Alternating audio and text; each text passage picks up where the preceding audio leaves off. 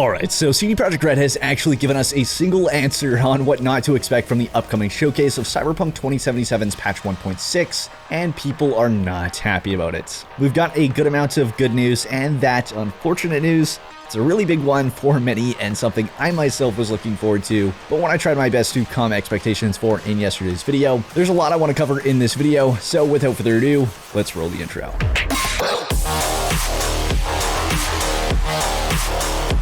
Alright, so CD Projekt has finally confirmed the naming for the upcoming patch in their most recent tweet for the Night City Wire Edgerunners special and Red Streams event that is taking place tomorrow morning at 8 a.m. Pacific, 11 a.m. Eastern, or 5 p.m. Central Eastern Time, which, as a reminder, I will be live streaming both of those events tomorrow morning. So if you'd like to join me in seeing the future of Cyberpunk 2077 and either getting really excited or being disappointed, I've left the stream page linked on screen and in the description. Of course, alongside this tweet, they did mention that we'll be seeing a few extra surprises beyond both patch 1.6 and Cyberpunk Edgerunners, but as to what that could be, it could really be anything from content coming to Cyberpunk in the future, such as a future update or details on the first expansion, the Witcher 3 Next Gen updates, or really anything in between. It could be new merch drops for all we know, so I wouldn't really get too caught up in those surprises. That said, they did give us a solid answer to someone in the replies tweeting at them about what they want to see from the patch 1.6 showcase, and it got an unfortunate answer to say the least. So here's that encounter. I hope this patch has more than just New Game Plus and a bunch of new pieces of clothing.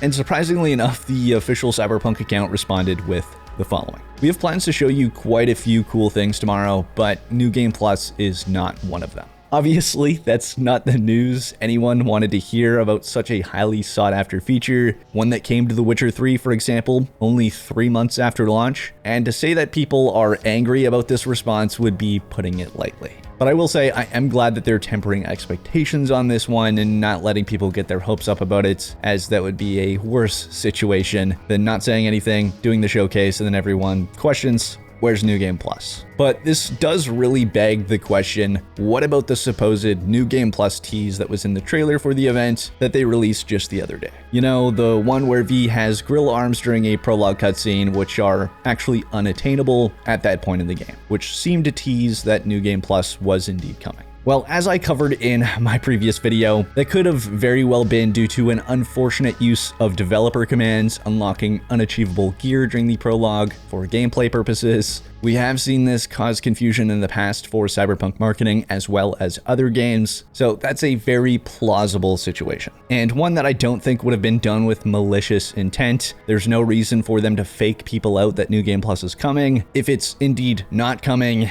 it would have just been a mistake. Now, I also want to put out there that the wording of this tweet is very specific in that it says that they will not show us New Game Plus at the event, which could be a sneaky way of misleading people, saying that they won't show it, but they'll end up talking about it, or they won't show or talk about it, but it will be featured in the patch. Of course, that's more hopeful thinking than anything, and I'd say this situation warrants that we just assume it's not going to be in patch 1.6, and then get pleasantly surprised if it is. But I do want to note that New Game Plus very well might not be a showcase-worthy addition. As well, it's a highly requested feature, it's not exactly one that is very fascinating to show off by any means. So I totally understand them not showing it off and just briefly talking about it, or just having it in the patch. But again, I'd say it's more safe to assume it won't be featured until we see it with our own eyes. I'm going to be completely honest, if it's not featured, this would be a pretty big disappointment for me personally, as this is one of the things that stops me from playing the game more often, as it drives me insane that the game has no repeatable content, gives you endgame unlocks that you can't use, and there is no New Game Plus to remedy that. Of course, we could see a good amount of repeatable content added instead, but that is far from confirmed, let alone even teased, so we'll just have to wait and see what's in store with the upcoming patch 1.6 and if they address this particular weak point of the game. Which, by the way, as I mentioned previously, I wouldn't be surprised if patch 1.6 shadow drops tomorrow during the livestream events, as the GeForce Now release pipeline branch was updated yet again just this morning, which is often an indicator that the update is just about to drop.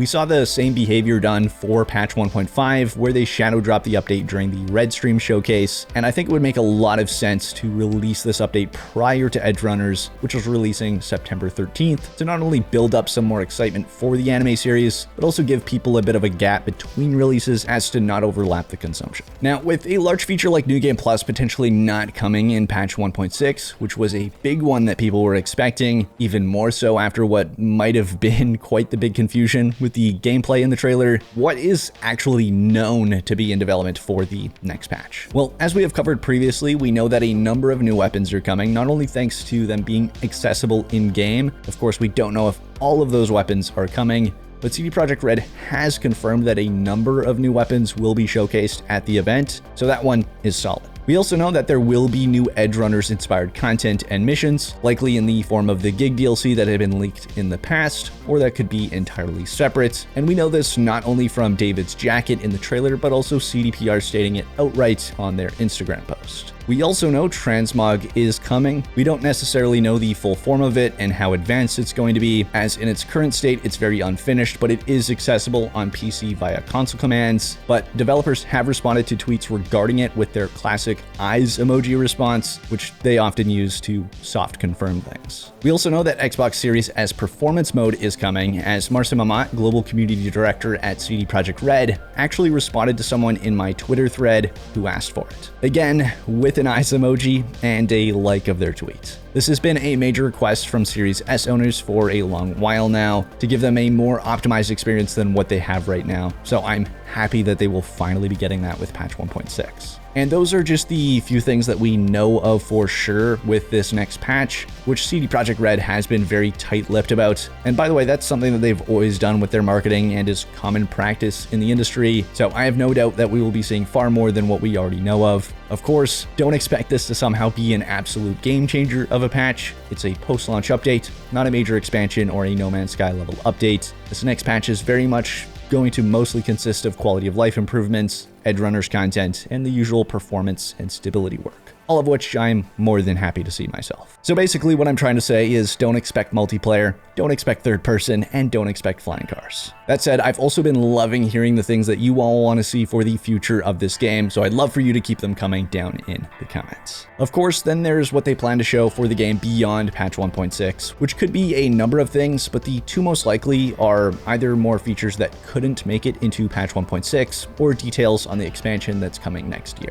I personally don't think that we'll be getting any big expansion news at this event, the reason being that I'd imagine that they would make a big deal out of the fact that they're revealing details on the expansion to get more people to watch the event, and while CDPR is quite secretive, they often make it known if they're revealing anything major. So I think it's more likely that we hear or see more features come into the game beyond patch 1.6, but before the expansion. Of course, I would be more than happy to be wrong on that one, as I really want to see what they do with the one and only expansion for the game. I love the story and characters in this game, but the main story definitely felt far too short for an open world RPG, so I'd love for it to be expanded, whether it be a storyline that occurs before the ending or one that expands beyond the ending. Either way, I look forward to seeing what they do with it. I want to know your thoughts on that down in the comment section below. And as a final reminder, I will be live streaming tomorrow morning both of these events. We'll be experiencing the future of Cyberpunk 2077 together and then discussing what we see afterwards. Which of course you can go set reminders for that stream right now